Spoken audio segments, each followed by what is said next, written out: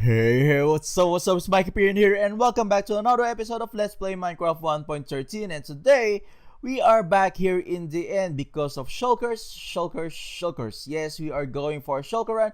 We are going to spend quite some time in the end cities because we are going to need just a couple of shulker boxes to organize our stuff and also to get some elytras for backup and of course to get some loot and other good stuff. Well, I am going to do this in a form of time-lapse chat, and let's go up here. And without further ado, well, let's grab our ender pearl and let's get started. So for this time-lapse chat, I want to talk about our plans for our new Hyperion city. It's been quite a long time now, but yet our plans for the city is still all over the place. Oh well. Yes, I have a lot of visions for the build. Well, I know it's going to be a massive build. I know it's going to be spectacular. But now I already have come up with a definite plan for our new Hyperion city. Well, recently I also talked about my findings during the last BB Pro episode. I did an observation about the behavior of the villagers. Well, it's something like the villagers are always pulling into one place as time goes by instead of scattering around. No matter how many doors we place within the area, the villagers will still go to the center of the village. Well, somehow that's not what we don't want to happen, right? So my solution for this problem is to create several districts since we are actually bound to the parameters of how the village works. What we want to have is the villagers to roam around the places within the city. So it goes like one village will represent one district. Somehow it will be like 50 blocks away from each other or 50 around 50 to 70. So something like we are going to have 4 districts inside the city. So the first district that we are going to have is the industrial district. Well, we actually already started building in that area. That's where the clock tower is. Since we already have built a creeper farm in that area, and I want to continue that same build within the area nearby. So, and later on, we are also going to build our first villager farm for potatoes and carrots also in that area.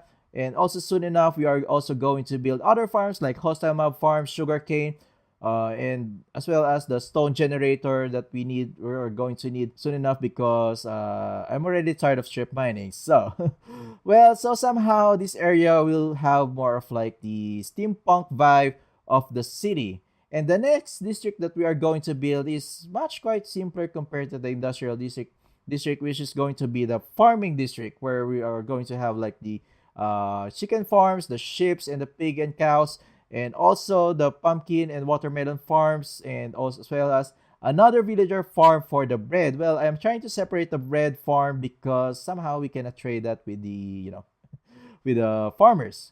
And the next district that we are going to have on the west side of the industrial district is going to be our trading district. The trading district. Well, that's that place we are going to have the dock and the pier and as well as the trade market and also our main storage system in the future. And lastly, on the north side of the trading district will be the residential district, where we are going to have more elaborate and more aesthetical builds. Especially, I am also considering to build our own palace over the top of the mountain on the northwest side of the city, since this place is going to be more elaborate, more lavish. We are going to build like bigger apartments, manors, in that part of the city. Also, some gardens, some libraries, and other bunch of stuff. So definitely, this place is going to be like the haven or the heaven of the city. So well, that's it for our plan for the new Hyperion city. And now let's go back to work. And we're back, and now we got 46 shulker shells, and we got 3 dragon heads, 3 elytras, and a bunch of diamond loot, and as well as some enchanted iron stuff. So I think it's good enough. Well, for an hour of a shulker run, I guess it's time to go back to the overworld. So let's go. We're back home and we're here in the creeper farm, and as you can see, it's now properly working. Well, at least we can guarantee that we have constant supply of gunpowders. I got most of the stuff sorted out with these shulker boxes, so it's a little organized. And now let's start to do some building right over on this part. So basically, we are going to build a tavern on the ground floor over here. So let's grab some stones. Let's turn this into stone bricks, so at least we can already start the outline. So from here, This is one end corner, and this is going to be the door. This will be the doorway, and up to this corner, so it will be end to end point on this side, and up to here on the half side, maybe around here, this will be the tavern area. So basically, I'm going to start to make a build over here and to the outline and maybe the bar area. We got the bar here, and I already hired a bartender right over here. Well, he's actually a farmer, but yeah, we can also do trading with him, of course, something like food related trades. So basically, this is our bar or our tavern, and we're going to turn this place into like a restaurant. Yeah, basically just like how a tavern looks like. So basically, this is also like a center of the village, so most probably the villagers will come here soon. So far, this is how it looks like from the outside, and up front here, this is the front side. It's kind of look like medieval, but later on, if we're going to build the second floor, it will look differently, I think. So basically, this is the bar. So later on, we're gonna put some tables around here. On the back side here, it will be a storage system or a storage area from the villager farm on the second floor and the third floor. So basically, we're going to have like a potato and carrots farm on the top of this tavern. So basically, well, that's just how the system that I would like to build. So, and we still got some iron golems inside because basically this is the center of the village. But later on, we're going to put them outside. Of course, I don't want to mess with them because they are really strong. Oh well, yeah. Well, we don't want to hurt ourselves. So just to prove that this is the center of the village, well, a lot of the villagers are actually staying in this portion right over here. So basically, well, somehow it proves that this is the center of the village. But later on, if we cover this up, most of the villagers will stay inside the tavern. Progress update in this tavern, we already got a ceiling. So now I think partially we can already start building the I still get an iron golem here.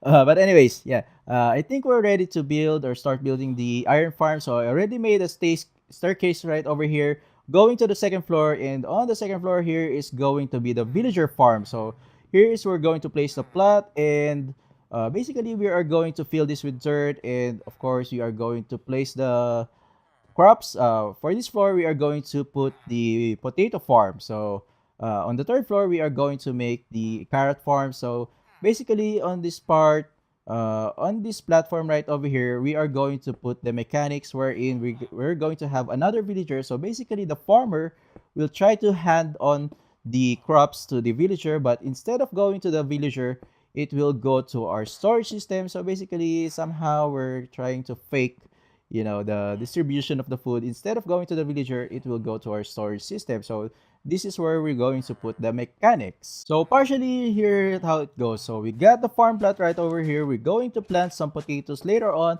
this part, and this is where going to be the mechanics. So the farmer will try to reach the villager on this side, and instead of the crops going to the villager, it will go down to our storage system down below. So basically once the villager is started farming, he will hand on the crops to the other villager, but instead it will go to our storage system. So we're pretty much done in this level. We got a farmer inside, and he will try to pass on the crop to the villager whenever he got enough crops in his inventory.